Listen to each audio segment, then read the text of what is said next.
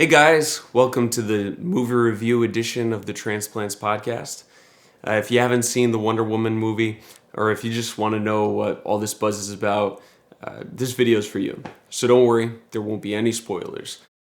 Let me just start by saying this movie was so important to get right on so many levels.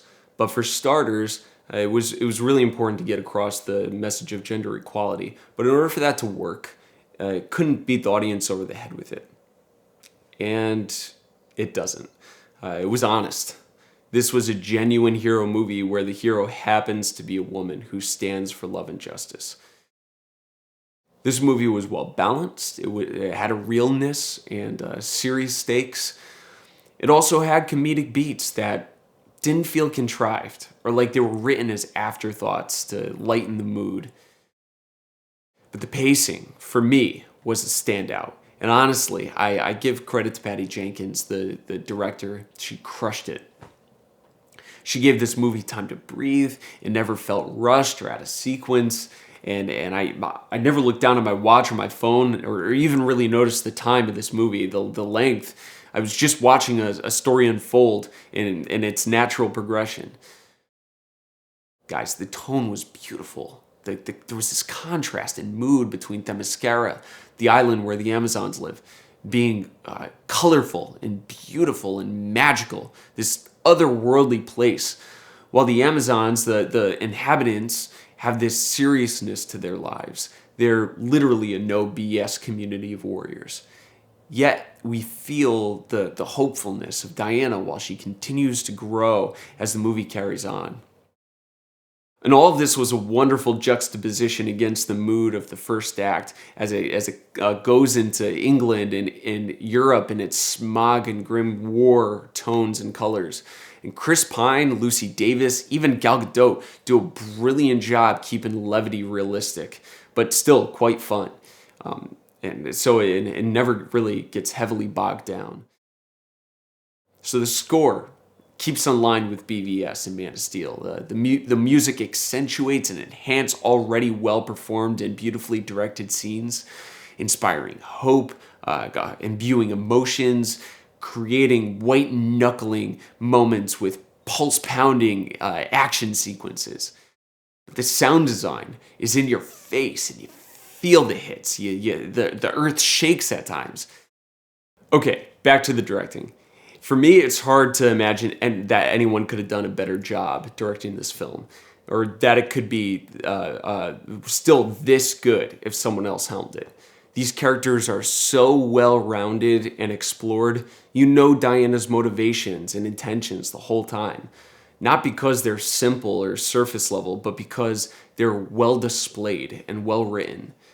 And the action set pieces were mind-blowing, like mind-blowing. And there's these moments where you see the Amazons do death-defying stunts, and the camera work blended with the CG takes you right there, and if it forces you to analyze and take in every shocking and breathtaking second of it. And so lastly, the performances were beyond what I could have expected. You guys know how skeptical I was about Gal's casting, but man, did she do an exceptional job. The times where you need to know and feel what Diane is thinking and feeling, you do. She reacts, she responds, she creates feeling and emotions. And if I'm totally honest, yeah, there are a few times where I did feel like she overacted, but that's way better than me saying she's a horrible actress, you know?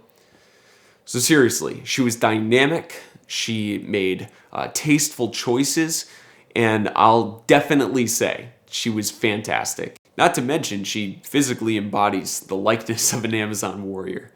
So Chris Pine, he was a humble co-star that never starved for the spotlight. He always gave the leading presence. But at the same time, he remained incredibly charming, fully fleshed out when it came to his motivations and character development. So all in all, I left this movie feeling empowered and hopeful. And any nitpicks or qualms that I have with it, I can 100% live with. The takeaway from you was the most important thing. I like this movie so much that when things came up during it that I didn't like, I just ignored it because I didn't care. I'm excited for Justice League, but now I'm really excited to see Wonder Woman 2. So I'm happy that this was such a big win for the DCEU, and I hope you guys really enjoyed the movie too. Thanks for watching this video. If you guys liked it, give it a thumbs up, and even better, comment below. Let me know if you guys are excited for this film, and if you have seen it, please refrain from putting any spoilers in the comment section. Don't talk about it in that sense because there might be people that are going down there that haven't seen the film yet. And I will be doing a spoiler review in a few weeks, hopefully with my co-host Dean, so you guys can hear all of our thoughts with all the details. And speaking of Dean, you can find him at Dean Purificato. And you can find me at Maddie_Gusto. He and I do a podcast bi-weekly, and if you want to check it out, it's called the Transplants Podcast. I'll be putting it in the description below, all the links and all that kind of stuff. So please share this video and subscribe. And until next time.